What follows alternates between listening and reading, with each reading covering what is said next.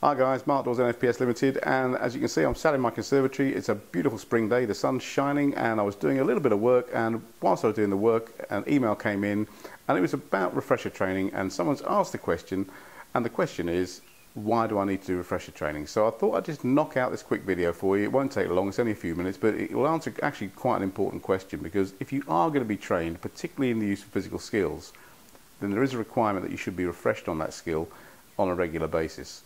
Now I'm going to refer to the Management of Health and Safety at Work Regulation 1999, which is this little document here, and if you've been looking at the videos on risk assessment you're familiar with this. If not, get yourself a copy, it's a good piece of kit to have.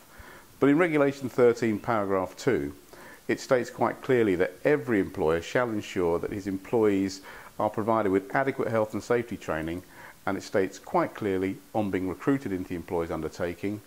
And also it says on them being exposed to new or increased risks because of various reasons, which you can read about in this document, but basically when the system of work changes or they've got a new piece of work equipment, etc., etc. In Regulation 13 paragraph 3 it goes on to state that the training referred to in the paragraph you've just seen shall be repeated periodically where appropriate, and it says here, be adapted to take account of any new changed risk to the health and safety of the employees concerned, and take place during working hours. So there it's quite clear already within the Health and Safety at Work regulations, which underpin the Health and Safety at Work Act, which is an act of Parliament. Employees should be given training on recruitment and also when the risk to them changes, and that training should be repeated periodically and take place during working hours. In the approved code of practice that accompanies these regulations, it actually goes on to state that when allocating work to employees, employers should ensure that the demands of the job do not exceed the employee's ability to carry out the work without risk to themselves or others. And it also says that employers should take account of the employee's capabilities and the level of the training, knowledge and experience. So in providing this training and the refresher training, the employer has to consider the employee's capability in their being able to actually have the capability or the physical ability to do what it is they're asking them to be trained in and refreshed in.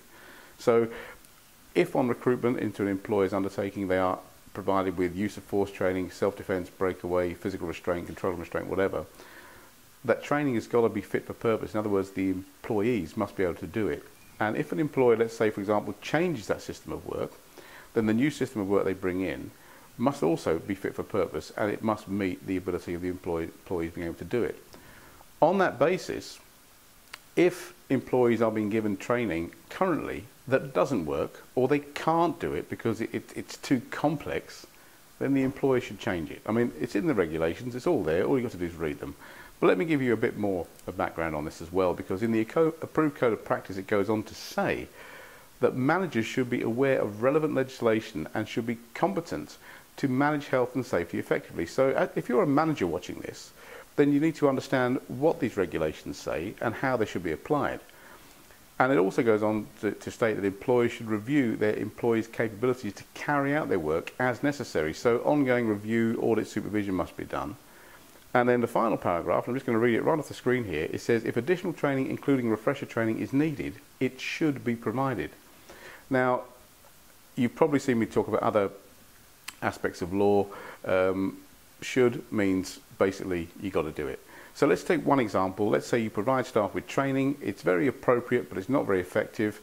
It works up to a point, but the risk changes because let's say that the care home gets service users in there now with a high level of challenging behaviour, then the training should be updated and refreshed and staff upskilled. Also for door supervisors, for example, if you're doing the SIE licensing and you're doing the physical intervention module that covers basically non-restrictive restraint or intervention as you call it, and non-aggressive defences, that's great if the risk is low. But if those staff who are training are going to be put on a door where the risk is much higher, then they need to be upskilled and of course refreshed on a regular basis. So that's what the regulations, which is basically legislation, say. Why do this though? Why refresh? Well, in one eminent survey that was done many years ago, and when you come and train with us you'll hear more about this, we'll go into this in more depth, it actually shows us that if we're told something, the recall after 3 weeks is 70%, but that recall after 3 months is only 10%. If we're told and shown it, great. You know, our recall after 3 weeks goes up to 72%, and our recall after 3 months is a bit better, it's about 32%.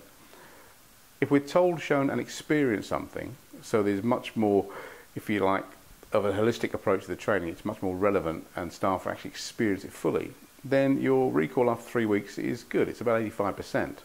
After 3 months it drops to 65%. But what you've got to bear in mind is that there's probably some kind of half-life on this, and I don't know what it is, but after 12 months, even if you're told, shown and experienced something, what you were taught and what you might be able to recall could be two totally different things, especially and specifically if staff are not using the skills regularly.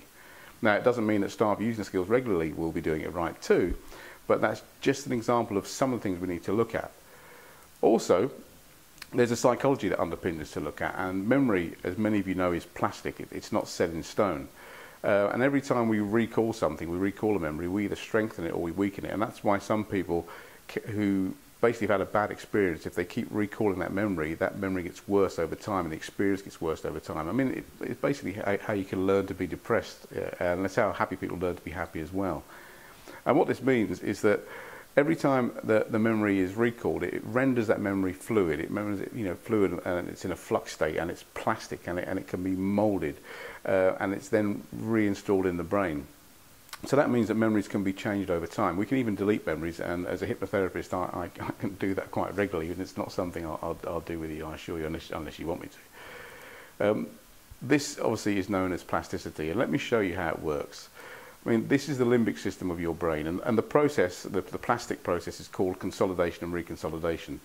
And in the brain, limbic system, there's a number of component parts, and one is the hippocampus, and the other is the amygdala, and they're the two things I want to talk to you about at this moment in time.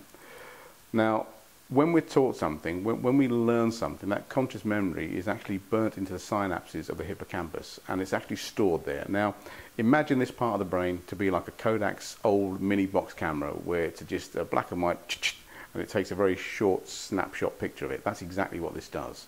So what you see and what you hear is stored in the hippocampus there. The way you feel about it, the unconscious feeling associated with that experience, is stored in a part of the brain called the amygdala. Now, once you've got these two component parts, you've got what you've seen and what you've heard, and also what you feel about it, the brain then releases that, if you like, it downloads that information into other areas of the brain, so it can release the hippocampus and the amygdala to learn more stuff. So it's just like downloading your pictures off a camera and sticking them on your hard drive on a computer. Now, when you recall that memory, so you open up the memory, if you like, what you saw and heard goes back to the hippocampus, and what you felt goes back to the amygdala. So you've now got a recall of what was stored. So in the same way as if you do a PowerPoint presentation and store it on your hard drive, and if you open that presentation up, it comes back live. That's exactly what's going on here. Now, at this stage, you've recalled a memory that you've learned, or something that you've done in the past or experienced. When it's there in the limbic system, that memory can be changed. It can be strengthened, it can be reinforced, it can be challenged, it can be weakened, or you can reframe its meaning. And once that's done, and you've changed that memory then goes back, and it's restored back into the other area of your brain, and it's actually a different memory. So in the same way, if you open up a PowerPoint presentation on your hard drive, and you change the words, or you open up a photograph and you retweak the photograph, or you re-edit the video, and then you close it down, it's the same picture, it's the same presentation, it's the same video, but changed. And that's exactly what happens to memory. So over time, things are going to change. What you've learned initially is going to change with time, especially if you go back into the workplace and, let's say, for want of a better word, people encourage you to use bad practice, or you're encouraged to actually make do without the right resources, let's say. And if you've ever heard the saying, how was the training? Great, it's fantastic, well forget it, this is how we do it here because da-de-da-de-da, then what's happening is what you're learning is being challenged, and the things you've taught could be actually being restowed away in a different format than what you initially learned them in.